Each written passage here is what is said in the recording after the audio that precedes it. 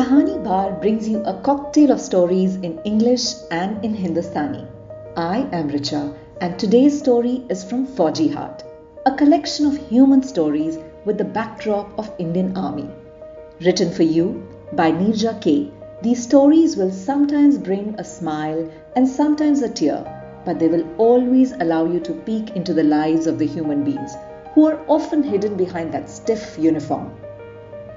Our story for the day is Dawn to Dusk. The entire valley was engulfed in the advancing shadows of the early winter evening. All were eager to reach the safety and warmth of their hearths. Suddenly the lights went out. Sirens shrieked with shrill nervousness. The skies rumbled with a deafening and unending barrage of thunderous, nerve-wracking explosions. Birds that had just about settled in their nests on the old majestic chinar trees took to the skies once again in confused and nervous flights. Street dogs that had been trying to find a cozy, comfortable corner under the ledge of the baker's store started to run helter-skelter, barking, whining and howling with their tails tucked between their legs. Men, women and children too were in a state of panic, running around seeking refuge. Little Megha clung to Anjali, who gathered her in her comforting arms. Megha was barely 3 years old. She felt somewhat reassured with her mother's arms encircling her petite body. Lal Bahadur, the Sahayak, appeared from nowhere with a candle. He set it on the dresser. Then he pulled the curtains together so that the candlelight would remain trapped inside the room and not seep out through the window panes. Turning to Anjali, he spoke calmly but with an unmistakable undertone of anxiety. Neerja, I think that was an air attack. Captain Anjali of the Medical Corps of the Indian Army already knew that Lal Bahadur was right. The whole valley had been drowned in darkness. It was a complete blackout. Anjali was still in her uniform, as she had just returned from the Srinagar military hospital, where she was currently posted. She knew she would be summoned back any moment. She reached out for the transistor that was kept on her dresser and struggled with the knobs to tune it to BBC for the news. She did not have to struggle much, as she found a news broadcast. That Pakistan would attack India with their present internal situation. It was not the BBC. It was All India Radio, and she heard the announcer say that the war had been declared against Pakistan. It was the 3rd of December, 1971. Ironically, Anjali had been waiting for this day for the last 6 months, but certainly not for the war. She had been awaiting Major Birendra Singh, her husband. Biren was an infantry soldier and was supposed to be back today after a 6-month gap. Biren and Anjali had first met in a chance meeting in Gulmarg 6 years ago. Biren had been a lieutenant then and was taking a course in winter warfare at the Army School of Winter Warfare in Gulmarg, where Anjali had been visiting to take in some skiing with her college friends. She was a final year student of medicine. Biren's very close friend and course mate Sandeep often remembered how he was the one who had first spotted this group of young girls skiing, and then how both of them had managed to sneak out of their camp for a closer look at them. Sandy had felt something special towards Anjali, but after the various encounters that followed, he realized that Anjali's affection and attention were far greater for Biren and not him. Sandy never voiced his feelings to either of them. His friendship with Biren was too precious to be sacrificed for a girl they had just met. But for Anjali and Biren, it was love at first sight, almost something like a Hindi movie set in the beautiful valley of Gulmarg. But since both of them were mature and level-headed, they went through a 2-year courtship before getting married. Inspired by Biren, Anjali had also decided to join the army, in the Army Medical Corps. She was lucky to have been selected. Biren and Anjali got married, and together their lives seemed like a fairy tale. Biren and Sandy were from the same course of the National Defence Academy, but had been inducted into different regiments. However, they stayed in touch with each other and would meet quite often.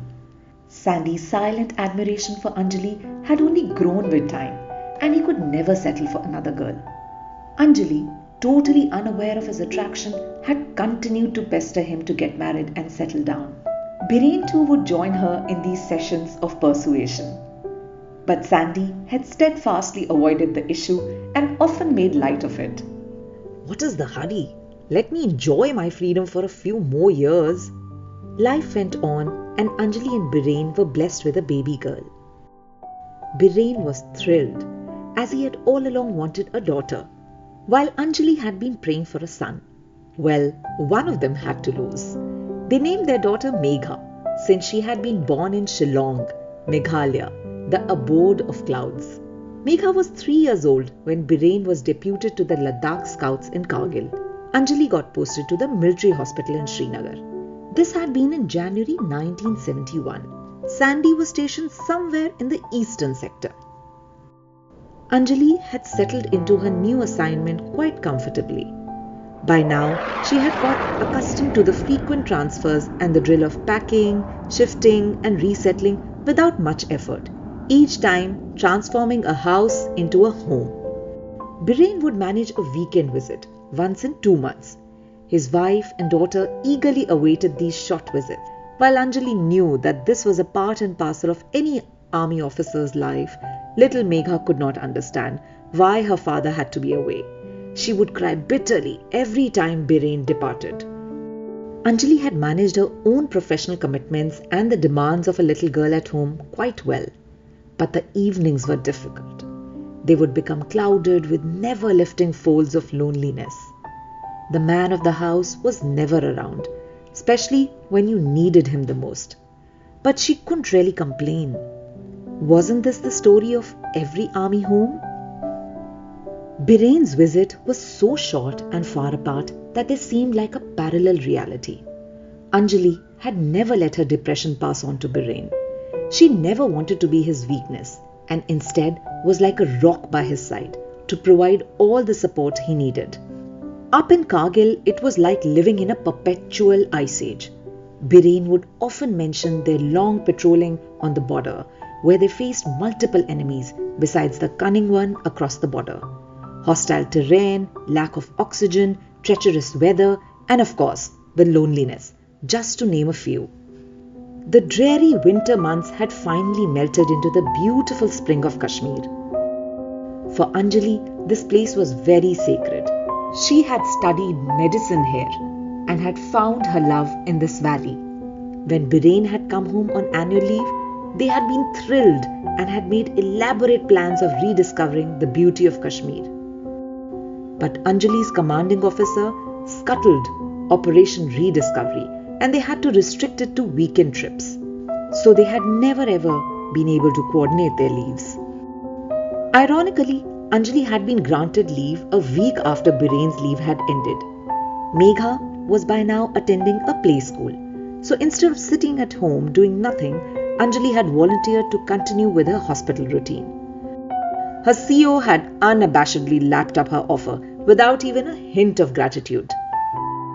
She had been eagerly waiting for December, when the couple had planned a short leave together for 1 week. Mercifully, their respective COs had sanctioned their leave, and the plan was to visit Gulmarg and relive their first meeting. December 3rd, 1971 was the day she had been expecting Birane. The day had begun as an ordinary one for the rest of the world, but Anjali had struggled to control her excitement. She had gone about her last day of work with a little extra pep. Little did she know what fate held in store for her. She had expected Birane to be home by lunchtime. When he didn't arrive, she didn't think much of it, but when afternoon progressed to evening, she started to feel uneasy. Then at dusk, war broke out. Suddenly, with a simultaneous air raids by Pakistani bombers over a number of Indian airports. Tension had been brewing for some time now along the borders, but this, all-out, aggressive first strike was unexpected.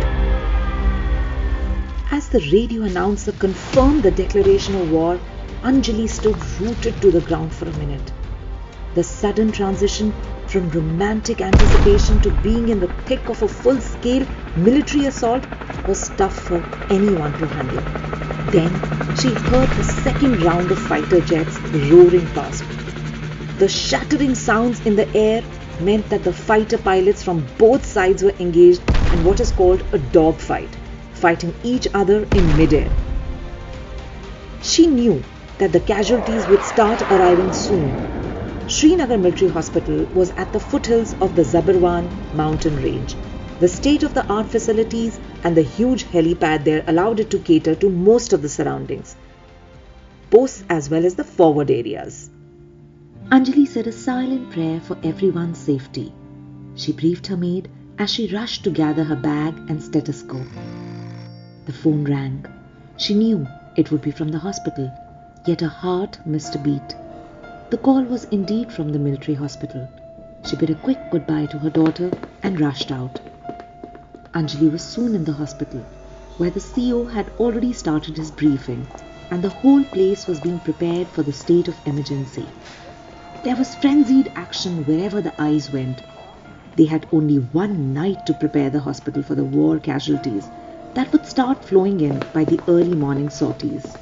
But they were proved wrong, as the casualties started arriving around 10:30 p.m. by road. No staff member had had time to have even a cup of coffee, let alone dinner. Beds started to fill up fast. The operation theatres remained busy all night. Before long, the wards were full. Extra beds were arranged in the corridors, and practically every inch of the hospital was used up to prepare for the arrival of more wounded. No one knew exactly what dawn would bring. Anjali did not get a minute's respite. She was attending to patients throughout the night. She had just settled in a chair with a hot cup of tea when she heard a chopper hovering over the hospital helipad. The first chopper had arrived. She hurriedly kept the cup on the table, crossed her fingers and peered out of the window from where she could clearly see the helipad. She heard some personnel shouting over the whirring blades of the helicopter. The first sortie had come from the Kargil sector. Anjali's heart missed a beat. Is Birain in there, wounded and in pain? Her soul felt the pain as the stomach cramped just at the thought of Birain's pain. The wounded were rushed out of the chopper into the wards, and the chopper took off immediately as they wanted to make the maximum possible sorties before dusk. Anjali rushed along with the other doctors to attend to the new arrivals. She saw men with hanging limbs, gaping bellies and open skulls.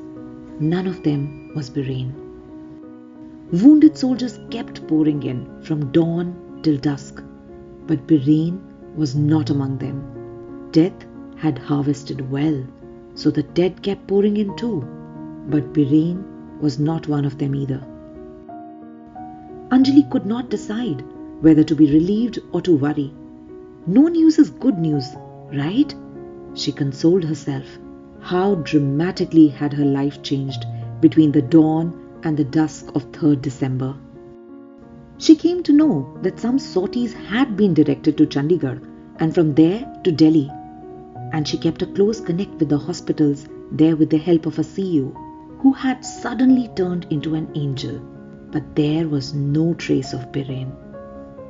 He did not come home on the 3rd or the day after or in the weeks that followed. He was declared missing at the end of the war. Though everybody in his battalion believed him dead, no one had seen him fall to the enemy's bullet, nor was his body found. Therefore, he was declared missing. He was last reported to have been seen in hand-to-hand combat while reclaiming a post that had been surreptitiously occupied by the enemy. Reports said that he had fought valiantly and had brought honor and glory to his regiment in particular and to the army and nation at large. The bodies of the 2 Jawans who were last seen with him had been retrieved, but there was no trace of him. Anjali's world was turned upside down, but not for a moment did she believe that her Birain could be dead. She believed that he had been taken prisoner and would return when there was an exchange of prisoners at the end of the war. Weeks went by and then months turned to years. There was no news of Birain. The two sides swapped lists of prisoners of war. This was followed by the exchange of the prisoners of war themselves, but still there was no news of Birain.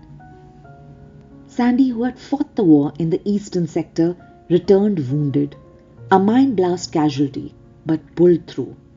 He was heartbroken at the news of his friend. He stood by Anjali and helped her to follow up with the army authorities and the highest officials of the Ministry of Defence and External Affairs. But there was never any news of Birain. This did not dampen Anjali's faith.